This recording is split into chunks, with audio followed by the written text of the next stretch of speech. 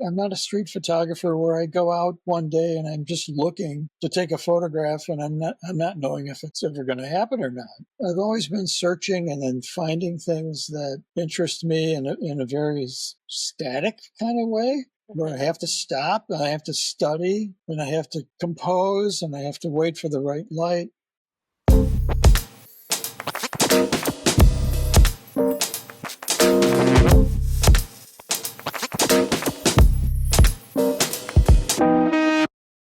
Okay, so we'll start, and I want to welcome everybody to another episode of Eyeshot 50mm, which is our interview series available on YouTube. We're sitting down today with the great Dave Jordano, a key figure in contemporary American documentary photography. His work just goes beyond the simple documentary, but it gives a very personal and intimate feeling on post-industrial environments, but also on daily life. So welcome, Dave, and thank you for being with us. Thank you for inviting me. I'm very pleased. Very nice. Thank you. Amazing. Thank you for being with us, Dave. And a message to all of our viewers. Don't forget to subscribe, to support independent street photography, to support independent publishing, and to support Made in Italy arts and craftsmanship. And with this, we can start this episode of Eyeshot 50mm. Exactly. So, Dave, we want to already start off with the first very basic question. Who is Dave Jordano, according to Dave Jordano? What a question. I'm a husband with a very beautiful wife. We've been married for over 50 years. I have two beautiful children, one daughter and one son. I'm an identical twin. I have my brother that lives in the Detroit area. And I'm a photographer. I've been a photographer all my life, basically, since I was a kid. Those are basically the most important things about who I am and what I am. Interesting.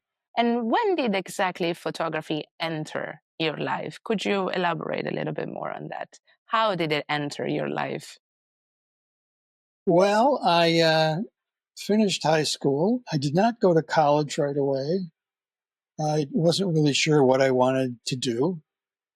The Vietnam War was at the height of its war going on at that time in 1968. And I was drafted into the military. And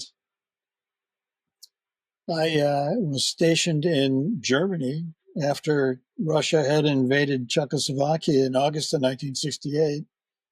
Everyone before me was going to Vietnam, and then for 2 weeks they sent 20,000 troops to Germany to protect Europe. So when I was in the military in Nuremberg, a friend of mine came up to me one Saturday morning, and he had an Instamatic camera.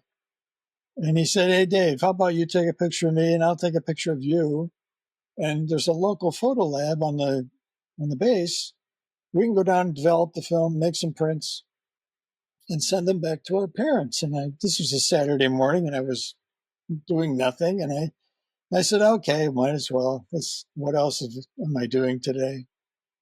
And the moment I clipped the cap off the roll of film in the darkroom, I just was hit with, I don't know, it was just like, God, this is fantastic.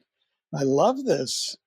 I think I want to be a photographer. It was that sort of a moment in my life that changed me forever. So that was, like I said, in 1968. And the lady that ran the photo lab, her name was Frau Nastvogel, which is nesting bird, Mrs. Nesting Bird. And she was a German portrait photographer, a retired woman, but she ran the photo lab. And I finally ordered a camera, and it took like 3 weeks to get the camera in from, a store in Hong Kong. you couldn't, there was no internet back then. So you had to write letters to everybody who wanted to buy something. So it took so long to get the camera, but I shot my first roll of film, and I made a contact sheet in the darkroom, and I brought it out to Frau Astvogel, and she looked at it and she goes, "Oh my God, you have to be a photographer. I don't see Wow. work like this anymore at all from Yeah. anyone that comes in here." And I was just shocked, and I just kind of thought, okay, I think I'm in the right direction. But when I heard Yeah. this comment from her, and she was my mentor for about a year and a half when I was still in the military. And she really was very educational and responsive and thoughtful to everything that I did. So that was where I started. And And it that's how was, your photography journey began as that's well. how it Because, began. Yeah. yeah, Yeah. because Yeah. you have, we've done some research and we've seen that you didn't really start immediately off with documentary photography. You started your photographic career in that sense as a commercial photographer. Yes. When I got out of the military, I applied for school Mhm. to study photography in the Detroit area schools, the Center for Creative Studies. And, for 3-4 years, I did photography. It was all documentary work. It was journalistic work. I bought just before I left Germany, coming back to the United States, I bought a 4x5 Lindhoff camera from a little camera store in Nuremberg. And all of these photographers that I was looking up at the time, buying books and all this stuff, uh, obviously influenced me. But the first thing that I got when I told my parents that I was going to be studying photography, my older brother sent me a book because there was nothing that I really knew what to find at the time. He sent me a book on Cartier-Bresson. And I just saw this book and I went, "Oh my God, this work is just so beautiful and impressive." And I thought, "Oh my God, I would love to photograph like this." So then I bought the 35mm Pentax Spotmatic and then did street work in Nuremberg, Germany for like a year and a half before I came back to the United States. But then I was also introducing myself to other photographers. So I was seeing work by Ansel Adams and Edward Weston and Paul Caponegro, uh, Walker Evans, all of these photographers I was looking at the time, man, who were very used large format cameras, and I was sort of going in that direction, even as I was using a Pentax 35mm camera. I was sort of just trying to find out what it was that I was interested in and where I wanted to go. And I just kept looking at their work and just being inspired by it. And that's when I bought the camera at a camera store, a 4x5 camera. Yeah, so when I came back to the United States to start school, I started working with the View camera. And I was doing a lot of documentary portraiture work out on the street, going to downtown every day and every weekend and photographing people that I met. And that was a And what wonderful. was it that truly draw you to documentary photography? When was the exact moment that documentary photography became, you realized that was about to become your visual language? Well, I think it was just the work of all the other photographers that I became familiar with. I really didn't know anything about commercial photography at the time.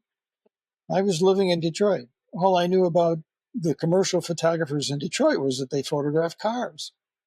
That was the main business in Fair, Detroit. And I thought, fair. I don't want to photograph cars. I don't want to, rent a huge studio and all this stuff. And I just wasn't there for that type of work. But doing documentary work and just getting out into the street and photographing what I see interesting and what I wanted to kind of like capture, that was much easier and a lot more fun. I just really enjoyed it. So then like I said, I tried different things. I did 35mm work when I was in college. I did 4x5 work. So I was testing my own ability as to how I could create my own vision. So that went all the way until my last semester in college, where my professor told me I have to shoot commercial samples in order to graduate. And I thought, oh God, I don't want to do this. But I then took the idea and then did still life photographs in this little studio that they had at college. And I was really, because I had been so familiar with working with a 4x5 camera, I took that into the studio and did still life work. And then, lighting my own subject, picking my own subject, things like that. Okay. And I thought, all right, well, this is kind of fun. It wasn't that horrible of an experience to do it. And then I thought, maybe this will happen to me. Wasn't really sure. But I did get a job working at a museum after I graduated. It was the Henry Ford Museum in Greenfield Village in Dearborn, Michigan. And I worked as a staff photographer for 2 years after I graduated from school. And that wound up putting me in the darkroom for 2 years and just making black and white prints for customers that ordered photographs from the museum's collection. And I was the fourth person on the employee status poll, so to speak. So I knew I was never going to get anywhere working in the museum. So I quit. I just said, I've got to do this. I got to do something on my own in order to be happy. Yeah, that's true. So I wound up shooting samples in my living room after I left the museum. And I thought I could become a commercial photographer in Detroit and without photographing cars, but there was very little work for me to find. So my sister-in-law lived in Chicago, and we went and visited Chicago many times. And when I got to Chicago, I said, this is a fabulous city. This is a city that has multi clients that do other things other than cars. And everything is done either with food and product photography. And I thought this might be a nice place for me to move to and then establish myself here. So that was in 1977 when I moved to Chicago. Okay. And I left all of my fine art work that I did as a school in a cabinet. And I had quite a bit of work from that era of my career just stored. I wanted to catch up on something that you were saying before about Detroit. We've read that your father actually used to say that you have motor oil that goes through your vein in reference to the place where you grew up in the U.S. And I wanted to ask you, do you think that Detroit or the place where you grew up in a way influenced your documentary photography vision somehow? Well, I think the city of Detroit, I lived out in the suburbs, grew up in the suburbs. I didn't really experience a lot of the neighborhoods in Detroit until I went to school. The school was right behind the Art Institute. So just visually knowing what I had experienced in all the books that I read and looked at while I was in the military, they were all very documentary based. And I didn't find that interesting when I was living in the suburbs. But when I got down into the school in Detroit, I was just like overtaken by the economic disparity that's in that city, the cultural differences from what I grew up in. which I found far more interesting in terms of subject matter. So those things, the city of Detroit really influenced me in that sense. And it was at the time, was becoming a very poor city. And a lot of people that had left the city in the early 50s, the population was about 2 million people living in the city. When I got there, the population had dropped to about 800,000. So there was a very challenging city for the people that still lived there. And I wanted to document as much as I could experience for that reason. I wanted to be involved in, I loved the city. I would like to get to know you a bit better in terms of creative process and personal style. One thing that makes me very curious about your background is your commercial photography years. So you started in commercial photography before transitioning to more artistic paths. Could you tell us more about your commercial years and what do you bring with you today in terms of style, in terms of workflow even? Well, as a commercial photographer, like I said, I moved to Chicago with the idea that I was going to be a still life photographer and working with a view camera. I didn't want to photograph people. I didn't want to do location work. I just wanted to work in a studio. I bought all of my own equipment, my strobe equipment, my lighting, and then I just set up a little studio when we first moved to Chicago. I had no idea I was going to be successful.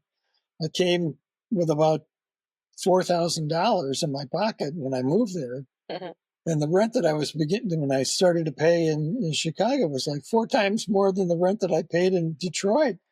And I was just like, oh my God, if I last here a year, I'll be happy.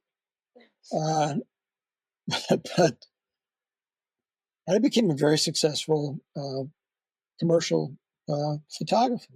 And I had a wonderful career. It lasted from 1977 to about 2014.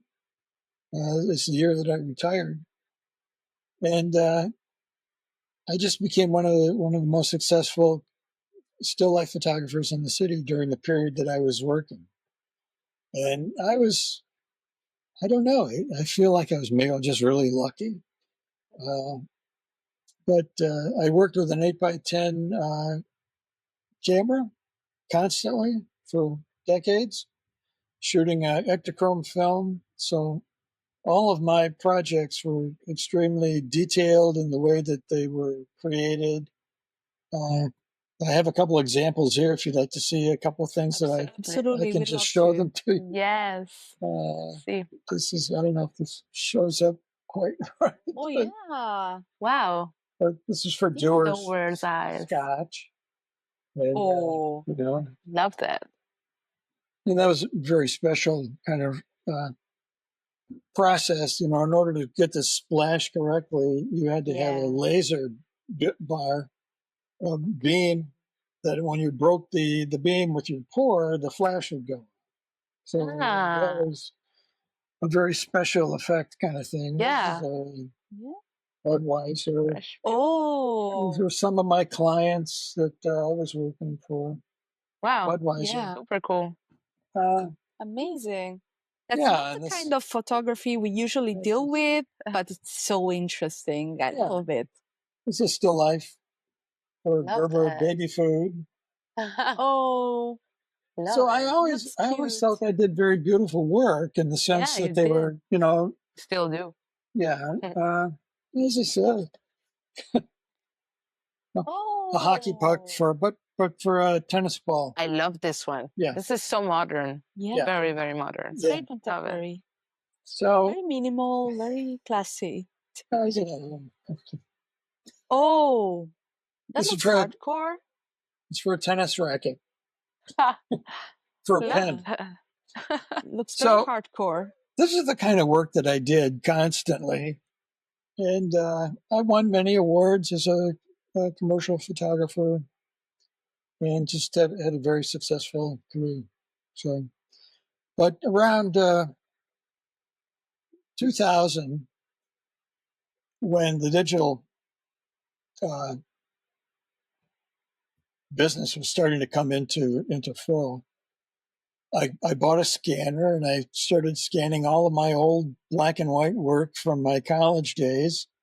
Oh, yeah. And I was getting back into, the fine art aspect of who I was. And I showed all this. I made all these prints and I went to a gallery in Chicago and I showed them to the dealer. And she kind of looked at them and she goes, "These are okay. They're okay. But why don't, if you're going to do creative documentary work or your own personal work, why don't you start it? Why don't you get out and take pictures instead of looking at all this old work? Do something new." And I said, "Okay, yeah, okay, that's good advice." I was a little bit disappointed that she didn't like the work. I only showed it to one person. So I thought, all right, I mean, I'll, yeah, I'll it's do a what fair she's asked path. me. Yeah. Absolutely. So I got out and the first project I ever completed in the year 2000 then was photographing Chicago bridges. And I worked on that project for about a year and a half, and I photographed every bridge in Chicago, all in black and white with a 4x5 camera. Love that. And then I met another dealer, and she saw the work, and she sold hundreds of photographs of the work to clients of hers. So Okay. that's kind of like what the beginning of where I started again to become a fine art photographer and working in a documentary way. Amazing. So, yeah. And what are the recurring elements in your photography with such a long career, such a varied background? What would you say are the recurring elements in your photography? I think it's just a detail, looking at detail, taking my time. I'm not, I'm not a street photographer where I go out one day and I'm just looking to take a photograph and I'm not knowing if it's ever going to happen or not. I've always been searching and then finding things that interest me in a very static kind of way, where I have to stop and I have to study and I have to compose and I have to wait for the right light. And all of these things about doing this out in the world are all due to what I did as a commercial photographer, because everything I had was of detail. I planned it all out. I set it all up. I lit it. It was all sort of very predetermined.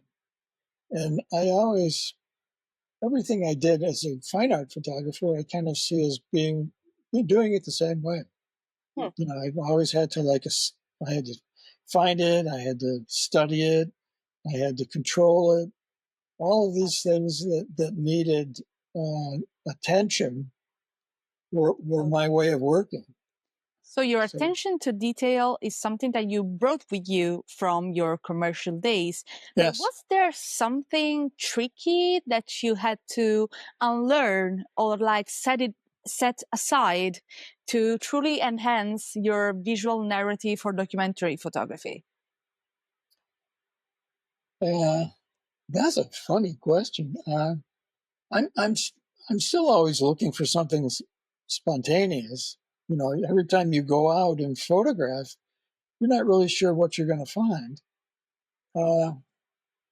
And I suppose all the patience that I had as a commercial photographer and working so slowly and deliberately kind of just followed me when I went out into the world and just started looking for projects that interested me. So Okay. I guess, does that make sense? It does. It does. Don't worry. Thank you for your insights. I also feel like you have this, just to interject a second, you have this, analog approach that you bring with you. seeing the composition before, stop and looking. It's something that with the digital, it got lost a bit. Instead, I can see that could be, if you want to confirm it or not, Yes. something that came with you as well. So, absolutely. Yeah, I've always been looking at a subject in a way that I want to sort of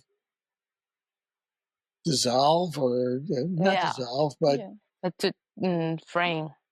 Yeah, to frame it. I'm just very content about going this way, going that way, just trying to find the right composition that will enhance the photograph in a way Thinking more beforehand, exactly. Thinking beforehand rather than shooting as much as you can. In series. Yeah.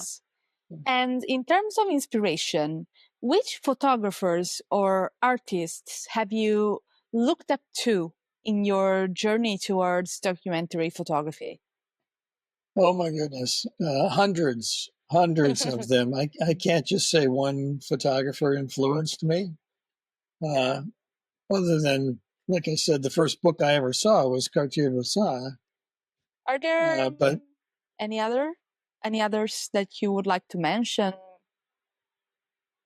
Yeah, Sudek. I love Sudek's work, the Czechoslovakian photographer. Brett Weston, Robert Frank, Diane Arbus. Yeah. I mean, every photographer whose work I really loved, I think has influenced me in a sense. I didn't always want to be what they were like, but I just really admired their ability to be so creative and interesting and compelling. I just think being a photographer and doing compelling work is really a very enjoyable process. And coming out with, all my projects are long term. So, and I think a lot of the photographers that I really admired did the same thing. So, what about inspirations outside photography? Do you have any artists, as Marilu was mentioning, outside photography that in a way maybe inspired you? Writers, I don't know, painters, or is just photography for you? Well, not so much about other artists, but music. I love music. I think I love the work of Latin jazz musicians. Jazz saxophonist, John Clemmer, was the other, trying to think of the Thelonious Monk, and the piano player, Bill Evans, all these early jazz musicians. I love this work, and I listen to it a lot when I'm working. So we have your editing playlist ready. Let's be careful with that. Yeah, cool. Okay. And in terms of gear, are you more of a minimalist or are you fully geared when you go out shooting? I'm kind of a minimalist. I think I like very simple composition and a very centered kind of subject matter. I don't get into a lot of details but it just depends on the subject as well,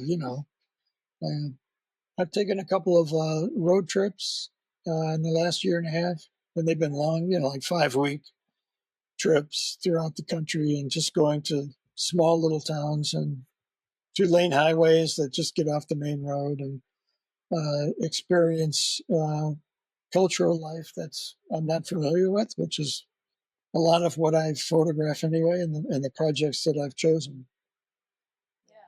We've seen but the details in those shots are, can vary depending on a total landscape with a wide vista view or just the corner of a building. But, so yeah, it just depends. We've seen the ice cream parlor photograph. We were really impressed by. the green one, the green sign. The color. Oh, yeah, it's Yeah. just ice Yeah. cream. Oh, yeah. Yeah, that one. Yes. It came to mind right now. Yeah. Yes. And that was a night shot, right? That Exactly. one, Yes. yeah. That was on a It's a trip that I think that was in Kentucky or Tennessee. Yeah. But Rural America. And Dave, has your photography changed throughout the years? Or, I mean, has your photography vision changed since the beginning of your career? And if so, how did it change? What did you notice that actually changed or helped you grow?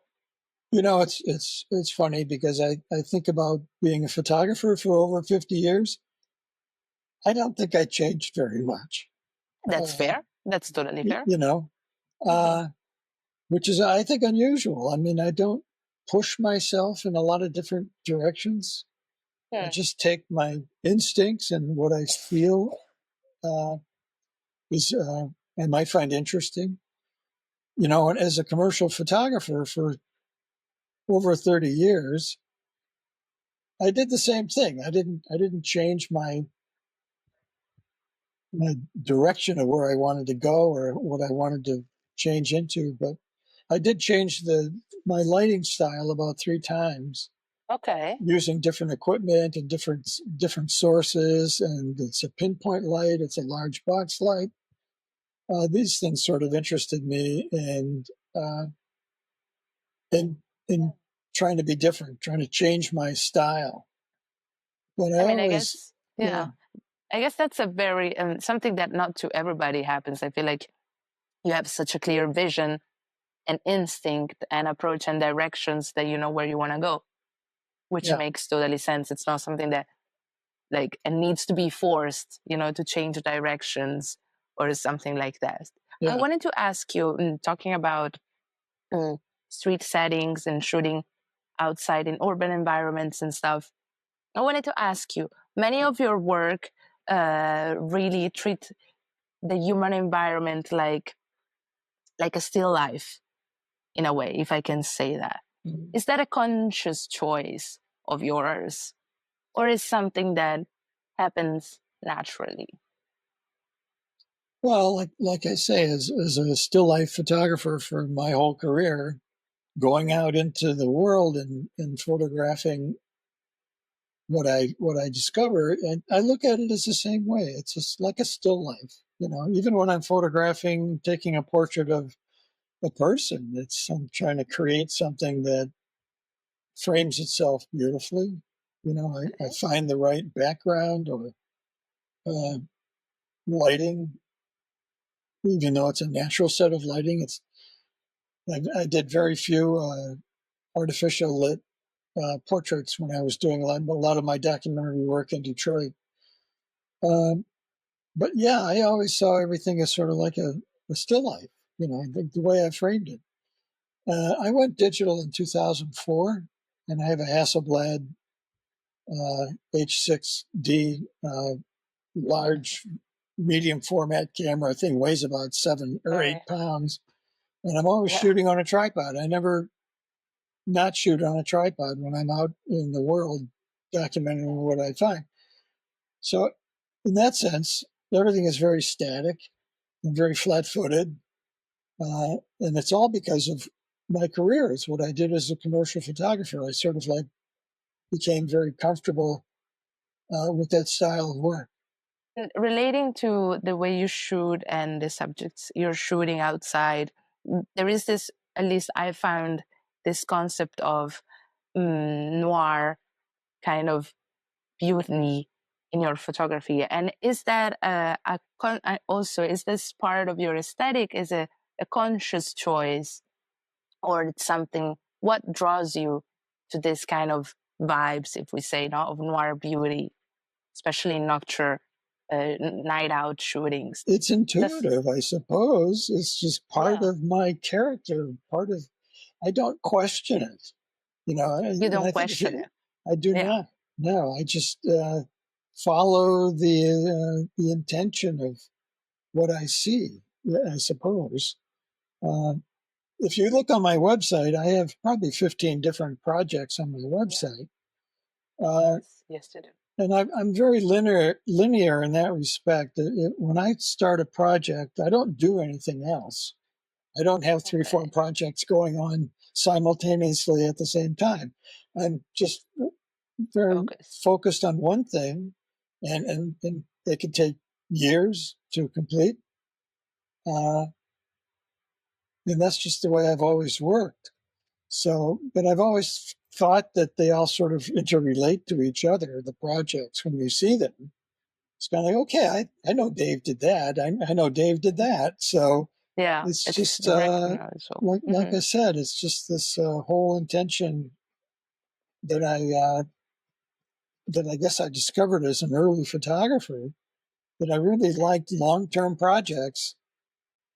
And if you could go back in time and give your younger self an advice about photography, what would it be? Oh boy.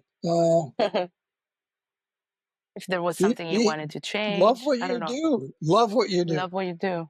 I have loved photography my entire life. There isn't a day since I discovered it, that morning I developed that roll of film, that I haven't thought about photography. I mean, it's just so ingrained in my life. And I suppose if, as a young man, I probably would have said, love it. You have to love it. That is the most important thing. And then you will never be bored of it. You will never be tired of it. You will always treat it as a gift and not as a work, you know? I mean, even as a commercial photographer, I loved every day going to the studio. It was just my passion. And, you know, in working with creative people, I mean, it was a different kind of process because you're always there trying to satisfy someone else who hired you to take the picture. But in the same sense, I'm really enjoying what I'm putting together and making something for this client. That's why he's hired me. He knows what I do and how I work and my style and everything. So, and I suppose, you know, your own personal work, it goes in the same direction, but you're just doing it for yourself, not for someone else. So it's better. Speaking of the process, before we change the subject a little bit, there was another thing I wanted to ask you. How do you go from the idea to the finished image? So what's your workflow? You mean commercially or personally? In general, in general. Well, I mean, commercially, you do one job at a time, and you're only there for a day, and you have to be successful at doing it. But there's a lot of preparation that goes into a project like that for an advertising project. So you have to be very efficient. You have to use the right people to help you out. You have to hire a lot of, like a food stylist or a prop stylist or a model maker or a location scout, or, you know, all of these things. You have to have a good background of people that you work with. But in the other respect, though, as a fine art photographer, your projects are long term. So, what was the question again? What do you do? How do you go from the idea, from the vision to the finished image, basically? Wow.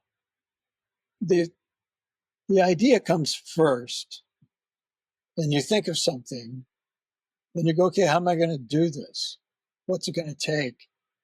And then you have to dedicate yourself. That's what I mean about doing long-term projects.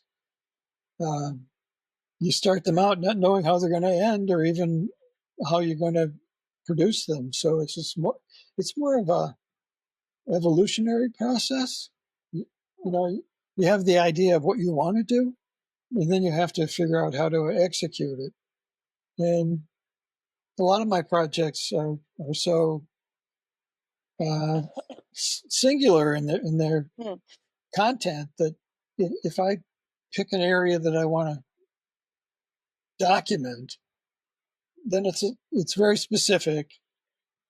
Even though Detroit is a big city, Yeah.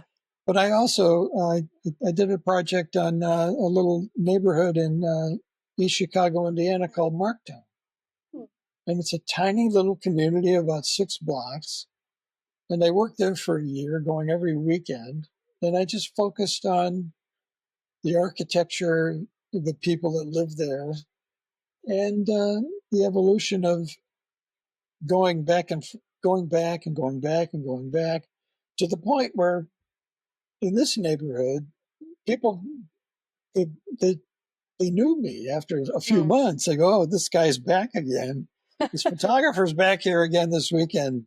And then they started introducing themselves or showing me their house and their friends and stuff like this. So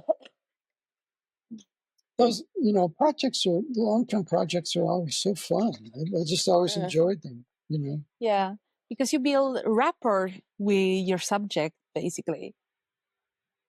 And this is actually what I would like to touch on in this section, because one thing I would like to know about your process is that, are you more of a gut feeling photographer when it comes to choosing the places or your subject, or are you more of a neat planner? I think it's more of a gut feeling, all of a sudden an idea pops into my head and I go, wow, where'd that come from? Oh. And then I said, well, it really sounds, maybe I should do this. Or, I get an idea because I saw someone else do a project and I saw what they did. And I thought, well, maybe I could add something to it and start my own project that other photographer is not addressing. I've done that a few times. I saw a lot of photographs that photographers took on the outside of African storefront churches on the south side of Chicago. And they all just took pictures of the graphics of the outside and the signage and all that stuff. And I thought, gee, what's the inside look like? I don't see any of these photographers going in and asking the pastors, if they could take pictures inside the churches, which I felt was a far more interesting aspect of these little tiny churches. So I did a whole project on the south side of Chicago where I knocked on every pastor's door and introduced myself and said, you mind if I come in and photograph your churches? And they said, yeah, sure, come on in. I'll be pastoring, next, in the next hour. And I said, no, I just want to photograph the interiors, how you've set it up, how you've decorated it. And then they kind of look at me kind of funny. Like, okay. Oh, really? And I said, oh yeah. I said, it's such I'm a still life photographer, so I'm looking at still life work. So about this, actually, have you ever encountered some difficulties in portraying more marginalized communities that you weren't specifically a part of? Yes, I've done that quite a bit, actually. So, and I know that's could be dangerous to do, but I've always had a ton of respect and love for people who are challenging their life and having a hard time. And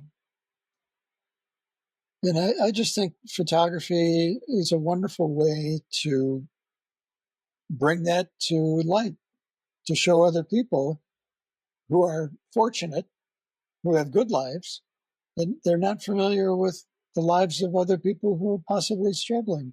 And then maybe if I take these photographs and show them to other people, they'll have more sympathy for the ones that aren't doing as well as them. I feel that way about a lot of the photographs projects that I've done. So yeah. And the line between documenting and exploiting is so fine, is so almost invisible, because sometimes the truth is unpleasant, but it still needs to be documented with respect. How do you go about this very difficult line to tread? Well, I think there's just a lot of sincerity and respect that you have to have for your subjects. Like I said, I don't do a lot of like candid street photography. When I'm photographing people, I'm meeting them, I'm talking to them, I'm having a conversation. I'm introducing my project and explaining to them about what I want to do, how I'm doing it, and making them feel comfortable that I'm invading their life in a sense to take their picture and stuff. So I need to get this respect to them as well as I'm hoping they're going to respect me as well to allow me to take their photograph. And I think that can be a a difficult way to get it done. I mean, in a sense, it's a lot of work on my part to approach a subject and just be honest and sincere and very open-minded about what I'm doing. And I've always been that way with the subjects I'm interested in photographing. So. Was there ever a specific encounter that you think changed your life, your vision as a photographer? The only thing that I could think of is when I showed that contact print to Frau Nassvogel the first time I took pictures, and she said, "You have to be a photographer." Uh-huh. And she That's a pretty maybe big, been a little memorable. Yeah. Yeah, that was the one moment I just thought, wow, she's the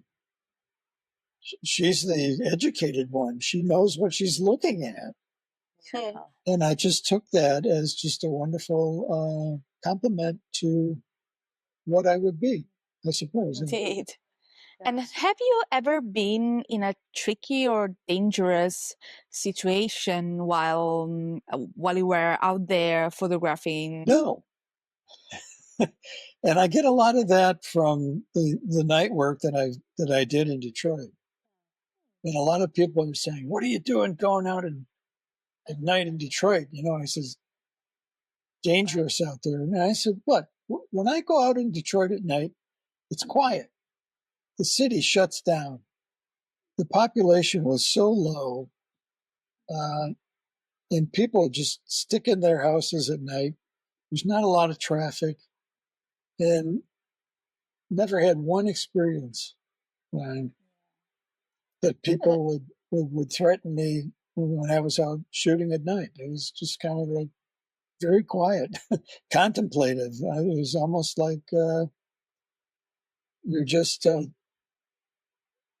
in a place there's no one there. Yeah, it was that kind of way. Yeah, that's actually great to hear. Once in a while, someone would drive by and say, "What are you doing?" And I go, "I'm just." They thought I was making movies because the camera I had on a tripod and everything. He said, "You filming? You're making a movie?" And I said, "No, I'm just documentary photographer taking night pictures." "Oh, okay. Have fun." Bye. That's cool, actually. That's great to hear. It's actually much better. That's great to hear. Yes, yeah. I wanted to stay a little bit on the documentary side of things. And I wanted to ask you, do you think there is a difference between telling a story and documenting a moment? If so, how would you explain it? Well, it's hard to tell a story in one photograph in terms of what I did. So that's why I always long-term projects were my way of working. So I can't really put that in a single photograph. Word. No, it has to be a body of work. It has to be a project. It has to be something that the images relate to each other in several ways. And they're, like I said, they're very specific locations that have to You be, should. researched and thought out. And Before. yeah, Yeah. yeah. Okay. And your stories, apart from moving away a little bit from Detroit Nocturne, your shooting stories are also about the complex human side of people as well, and documenting their life and the complexity of this life. How do you balance authenticity in your shot What? with the authenticity in your Authenticity? shots? Yes. Yes. And narrative in your own work. Ask that question again. Okay, I will ask What was that again. that? How do you balance authenticity and narrative in your own work while documenting also complex human stories? I always have sympathy, I think, for what I'm photographing. Yeah. I care about what I photograph. I'm concerned about what I photograph. But it's Able not something to, that everybody do, It's not something everybody, it's admirable what you say. It's not something that everybody looks for, every documentary photographer looks for. Sometimes what it's most important, it's the final result, yeah. but the process is something that skipped in a way. Well, I've always had a great deal of respect for who and what I photograph. I think people that allows me to take their picture are trusting me. They're going, okay, don't take a bad photograph of me or use this in a way that harms my Good. identity or my character or anything. And I've always felt like I'm very respectful, and I really get to know people that I photographed. I mean, many times in Detroit, I'd go back to the same location over and over and over, and I'd take photographs back to the people I photographed, and I'd give them a print. Then they would introduce me to one of their friends because they know me and trust me. And I've always been that kind of photographer where I'm just involved in their life. I like to be involved in their life. Yeah. And to So, move on a little bit to the more, let's say, nerdy stuff, your photographs are known and recognized for their color palette, for their warm, also feelings. And I wanted to ask you about a little bit about your post production. You try to keep your photograph as raw as possible. What kind of level of post production do you do for your works? depending on the photograph, they either have very little production. There's just if I'm taking a daylight photograph, I just download the image into Adobe Raw, Photo Raw, and change the contrast, adjust the color, open up the shadows, bring down the highlights. It's very simple. But other projects like the Detroit Nocturne work, I see in a completely different style. And I've had a lot of people ask me when I'm doing the night work in Detroit, do you like that scene? Do you have your own lighting equipment? And I go, no, but when I'm looking at it with my eyes, I don't see it the same way it's going to be revealed when I make a photographic print. A lot of photographers that do night work do underexposure work, and they just capture the highlights and then they let the shadows go. And it's a beautiful style of photography, but I'm the opposite. I open up the highlights, or I open up the shadows with long exposures, and then I blow out the highlights, and then I take shorter exposures to capture the highlights. And then when I get into Photoshop, then I'm making layers of certain parts of each photograph, and then I'm combining the layers together to create a much longer depth of detail and highlights in the shadows. And I think that's kind of like a different way of photographing and working with night work that a lot of other photographers don't do. And so when you look at buildings that I've buildings that I photographed, they just have a lot of brightness about a lot of them. They go, wow, they're just glowing. But I see them that way and then try to enhance their identity, I suppose. Yeah, the power. Yeah. Yeah, in my final process. Okay. So, And is there a photograph that you think best represents your work or your artistic vision in general no, from all your portfolios? No. I don't Okay. know. I have so many projects that I can't just narrow one down and say Well, this is me. that's I think I totally just fair. said, yeah. That's fair. So Yeah, something from Detroit Nocturne instead, maybe? Is there a specific photograph from Detroit Nocturne that truly encapsulated your work? There are a bunch of them. If I tell you what they are, it it's doesn't fair. really explain to what the picture is. That's fair. That's fair. It's That's totally fair. Yeah. Another subject I would like to. My problem is I love all of them. Same here. That's You know, why. That's yes, why. you know, I mean, it's I like them all. We took a good look at your photograph to do our homework for the interview, and we were severely impressed. Severely, yes. Severely thank you. Thank you so much. Really, wow. Thank you for sharing them with us. And another subject I would like to go back to is, ethics and social norms, basically, around photography and documentary photography in particular.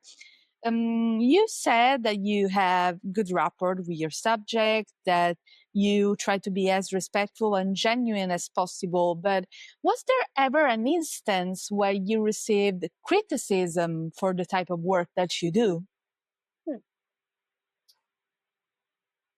Well, I think because I photographed a lot of African Americans in Detroit, I think there was some concern that I'm an older white guy.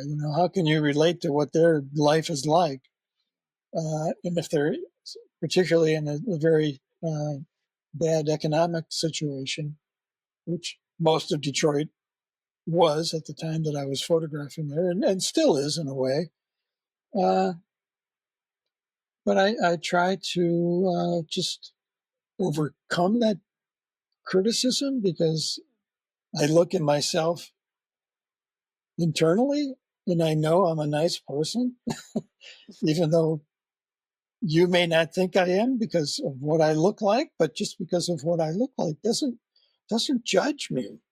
So uh, I just don't accept that kind of thought that other people might have of what and why I'm doing what I'm doing. It's just no. I like these people. They're as friendly and nice and compassionate as any other people I know. So it never concerns me.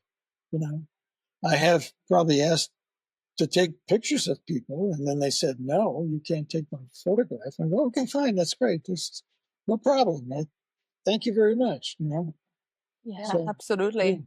yeah. And can photography be sort of a wake-up call in terms of shedding light on complex subjects like, the economic situation in Detroit that you were describing? Well, I think, that's what I went to do. At the time, this was around 2009, 2010, photographers were all going to Detroit to photograph all the abandonment, the broken down factories and the industrial landscapes that were just all falling apart. And they were just photographing all of these abandoned structures and publishing books like crazy. And then when I saw these books come out, and I hadn't been back to Detroit in several years, I thought, man, this is not the right way to show the city. People still live here. So in 2010, that's when I started going back, and then immersing myself into neighborhoods and now photographing and meeting people that are still living in the city, struggling, trying to get by, but surviving. And they had nowhere else to go. They couldn't leave the city. So those previous books just really got me under my skin. And I said, there's more to Detroit than what these people are showing. And I had a love of the city, growing up there and going to school there. And so that was, yeah. Following up from this, actually, what can you infer about people from the infrastructure that they interact with on the daily, especially because you have this fascination with quiet and almost abandoned places, so to speak, or places that look abandoned, but there's still some life into them. Yeah. So what's possible to tell about humans and the human condition from the infrastructure that we all interact with on the daily? Well, they actually create the neighborhoods where people live. I mean, all of these structures that I photographed at night in Detroit, 98% of them are occupied. People work there, people live there, people use, they support their neighborhoods. If they weren't there, the people that lived in the neighborhoods would have a harder time trying to buy things, food and stuff like that. And even though they're old and not very well taken care of, they're still occupied. There's still a purpose to why they're there. And I thought I should photograph a lot of these places just to be able to show that they're functional. Even though there's no people around them, they're there, and then they really create and have a purpose for why they're there. So, yeah. And what are your criteria to decide which photograph to keep in a project and which photographs to discard, both in terms of themes and aesthetics? Oh boy, I think there isn't a photograph that I've taken that I don't like. I love the. Yeah, I'm so deliberate about what I do. I mean, when I find a subject, and I'm on a tripod, I'm studying it, I'm looking at it. I mean, there are photographs, of course, that aren't as good as other ones that I've taken. But when I see all of them in cooperation with each of them, they all seem to have a point together that makes them stronger as a group. So I've taken over 1,000 photographs at night in Detroit of 1,000 buildings. Wow, cool. So I can show a couple. I can show a couple of hundred of them, and people will go, "Okay, that's enough, Dave." But I love every one of them that I've discovered and taken a picture of. I just feel they all have their own character. That's very fascinating. Yeah. Yeah. And there's a ghost looming over the world of photography, and that ghost is generative AI. Yeah. What do you think the impact of generative AI could be on street photography, documentary photography, and still life photography? Well, AI is its own medium. I think it's separate from photography. It has nothing to do with it. It's completely generated by a computer with, a sentence that you apply to your computer and it makes the image for you. That's fine. I mean, that's a work of art. And it can be its own thing. And I've seen some beautiful AI photographs as long as they look like AI. I mean, weird characters, and monsters and locations that are just totally out of context from anything that's real. I like that. I mean, it's interesting. But when you try to fake a photograph, like the one that was in I think it was the Sony contest, where it was a portrait of a woman and another woman behind her, and they won the prize. And then the photographer comes out and goes, it was an AI photograph. Yeah. Those are always about those are intentions. dangerous. Those are very dangerous, Exactly. Yeah, So, there's an ethic dilemma when it comes to this use of AI, basically. As far as you state things beforehand, I agree with you as well. Like, it could be a work of art, something that we could appreciate from the technology is the process itself. But it must be stated beforehand. Absolutely. There needs to be transparency. Yeah. Exactly. Okay. I just don't know why you would want to create an image like that. You take a camera out and photograph, or are you just not you're not good enough as a photographer to create pictures like that. So you got to do it on a computer. That's that's very weak. That makes you a very weak person. So I would like to wrap up this section by asking you one final tough question. Okay. What do you think a photographer role in society should be? To provide information, to reveal stories that you can't see. I think every photographer I know, that do beautiful work, inform us about life, about history, about culture, about places. I mean, it's just, photography has been one of the most enjoyable aspects of my life, to open up my life to the world. I mean, and I think all photographers who are serious about what they do, whether it's nature photography or architectural photography, right? It all provides information that we wouldn't have normally known. That's one of photography's greatest gifts. So that's for sure. Yeah. Thank you, Dave. Yeah. Thank you for your insights. Then, before we delve into the next part, which is a short selection of photographs that Marcos chose from your pool of photographs, and we would like for you to discuss them a little bit.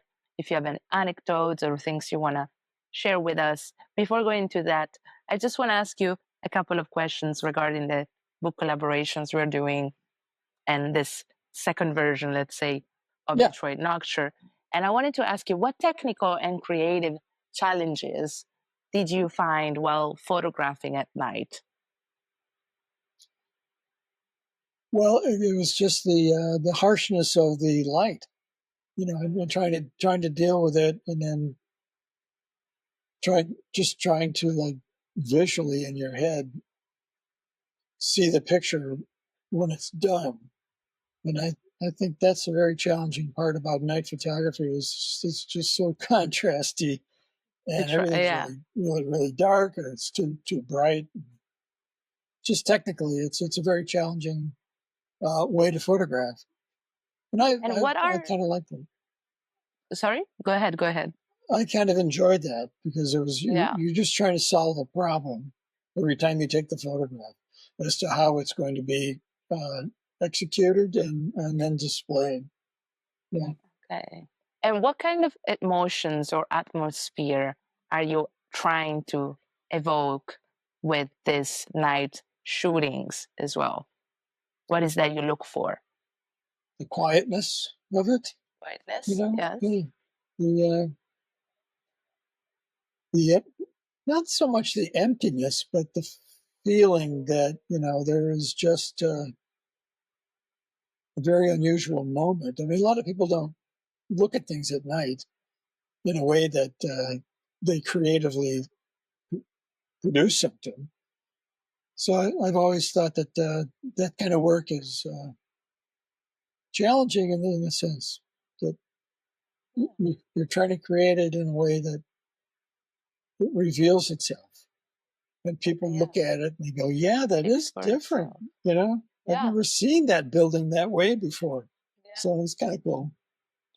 True. Okay. Yeah, thank you. Yeah. Now let's see if we can share the screen and just a second so we can, it's just like a few of the photograph from the project as well.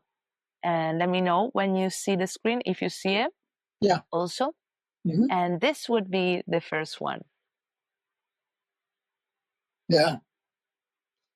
That was an abandoned church, obviously, but what really struck me with this one was the cross up on top of the building, and it was still there, and as delicate and shallow and little or thin as it looks, it did not fall down. Yes, it has survived, and I thought that was a very strong element of this photograph. And then on the door, there's a kind of like two boards that go across from each other that make a cross. It very much complemented the cross that was up on top of the road. Yes, there's this repetition. Interesting. Also, the light, the colors, they all come together beautifully. Yeah. The next This one was, would I be think this was probably, on that shot, that was probably a 10-minute photograph. before. It was? The exposure, I think there was no light there. I think there was a street light about a block away. Okay, So block away. if you saw this in real life, it would be so dark you wouldn't even know, wouldn't hardly even recognize it. Oh, this one! Wow. Yeah, we love this one. It's so cyberpunk. Yeah, this was a new housing project that was just built. It was right along the riverfront, which is kind of a very popular part of the city that they're doing building on now. But in the background, there was this power plant that has since been destroyed. They tore it down. But the irony between having these beautiful townhomes and one in the foreground and then these power plant looming in the background, lit and everything, is just sort of an interesting contrast between why would you want to build a brand new block housing house project there. But like I said, since I took this photograph, that the park or the plant has been removed. More construction's going on there. So for more houses. Yeah, we hope. Yeah. Okay. But there was a nice comparison between the color of both of them. They sort of matched each other, which I found interesting as well. They almost related to each other. Yeah. Mm-hmm. The next one would be this one. Yeah, one of the few drive-in theaters that are still functioning. And this was always like the same, more or less the same neighborhood, right? Or this was on the border. This was on the borderline of Detroit and Dearborn, I think. I don't understand the Ford, Wyoming title, but it's a very Art Deco structure that has been around for probably since the 1980s and still functioning. So very cool. Interesting. Yeah, the Fort Wyoming title, I don't know, for us, it sounded like a car. I think I'm not, I think it's an intersection. It's Ford Road and Wyoming Road, I think. Okay, that would make more sense. Yeah. Okay. The other one we wanted to show you is this one. You can tell us a little bit about how you did and the lighting and everything, the composition.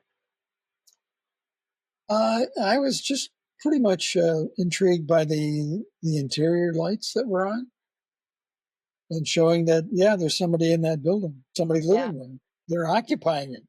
They're, part of the culture of this city. And the little blue truck, focusing and comparing with the yellow lights that are coming from the windows was a really nice little comparison. And then the building itself was white. I like that. So it was really more about a color photograph taking place. Yeah, the human facets here, it's definitely visible in a way. Usually your photographs are very liminal in a way and quiet, as you said. Here we have a little bit of spark in that sense. Yeah, and there's the house needs a little bit of work. I mean, the paint is peeling off the wood and stuff. So whoever is living there is barely probably getting by. Exactly. But they're still part of the city. Still there. Absolutely. The next one. We love this one. I Yeah, love this one. it's one of my favorites. Yeah, Uh, very interesting. this was someone obviously that was protesting about Trump and how he's treated the COVID-19 disaster, and Yeah. how he's just making his own feeling about how he feels about it. And yeah, I don't know. I it was personally pretty cool. find signs always very attracting in photography, apart from what they say, but the Yeah. kind of fonts, the type of message, the way they're placed, something so very, very interesting with the candles also in a way at the bottom. Like it truly fits everything together. Well, this is very political, and he had a very good reason to post all of these signs. He may even had some friends that died of COVID. Exactly. Exactly. Which, yeah. Most definitely. Okay. Yeah. Dave, these were the photo analysis, and thank you for sharing that. We're done with this first part one of the interview. So thank you again You're for very being with us. welcome. Thank you so We hope much. you had fun like we did, and it wasn't too far away from where you thought. That was great. You guys are great. Thank you so much. Thank you, Dave, for being with us, and all our viewers. Keep supporting us, and what might be just a like or a subscription to you means the world for us. So keep following us, and keep following us for more insights from Dave Jordano. Yeah. And see you in the unfiltered part. All right. Thank Sounds you, Dave. great. Thanks, guys. Thank you. Bye now. Amazing. Thank you.